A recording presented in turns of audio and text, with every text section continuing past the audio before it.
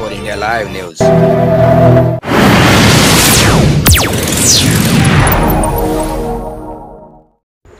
नमस्कार, आपला सर्वांच्या 24 इंडिया लाईव्ह न्यूजमध्ये स्वागत आहे.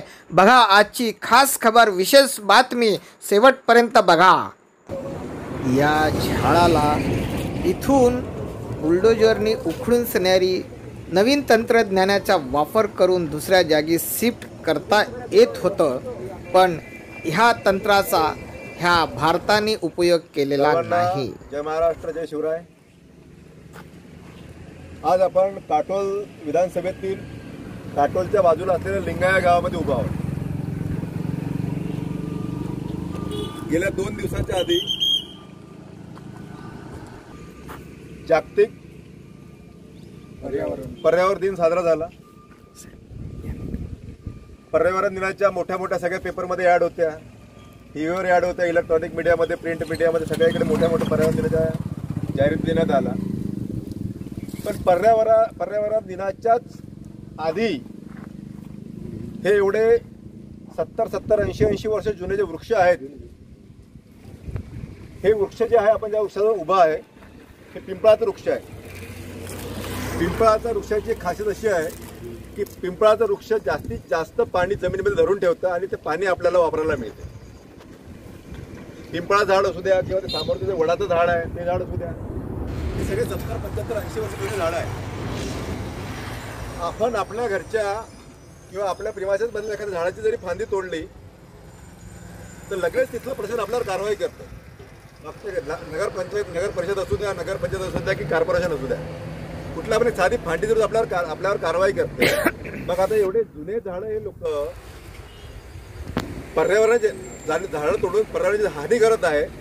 आता यांच्यावर कुठली कारवाई झाली पाहिजे, याच्यावर कुठली कारवाई झाली पाहिजे.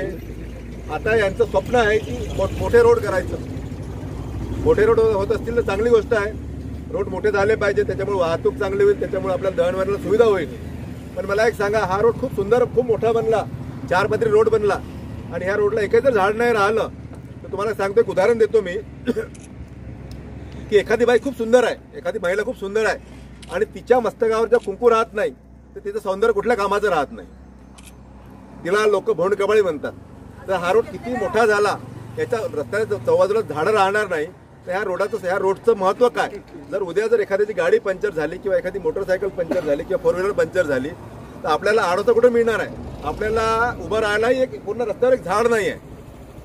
म्हणजे पूर्ण जो रोड बनला त्या पूर्ण रोडच्या झाडाची यांनी पूर्ण कत्तल करून टाकली. 50 वर्ष 100 वर्ष जे जुने झाडं आहे ते सगळ्या लोकांनी तोडून टाकले. तुम्हाला झाडं तोडायचं आमची काही मनाई नाही, तुम्ही तोडा, तुम्ही सरकारमध्ये तुम्ही काही करू शकता, तुम्ही झाडं काय कोणाच्या हातपाय तोडू शकता. पण झाडं तोडायच्या आधी हे जे झाडं आहे, आता मोठ्या मशिनरीज आहे, मोठे तंत्रज्ञान आहे.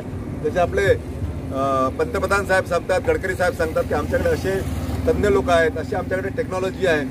मग हे झाड जे आहे त्या झाडाला तुम्ही इथून काढा आणि तिथं तुमच्या रोडची बॉर्डर संपते, ह्या झाडाला प्लांट करा. ह्या झाडाला प्लांट करायला नवीन जीवनदान द्या. तुम्ही जीवनदान द्यायचं तुमचं काम, तुमचं काम जीवनदान द्यायचं आहे तर तुम्ही त्याला मृत्यूदंड देऊन, झाडाला मृत्यूदंड तुम्ही देऊन राहिले. म्हणजे झाडाला तुम्हाला एवढे वर्ष सावली दिली, या झाडाला तुम्हाला एवढं ऑक्सिजन दिलं, त्याचा झाडाचा दोष आहे का.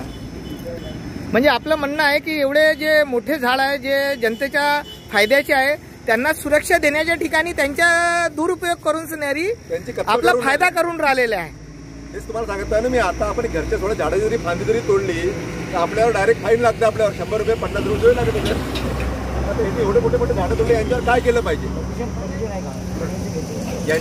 यांनी ज्या डिपार्टमेंटच्या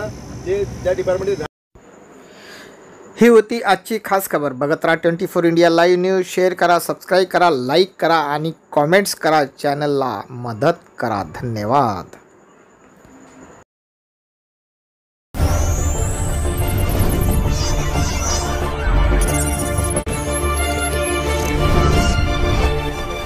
India Live News.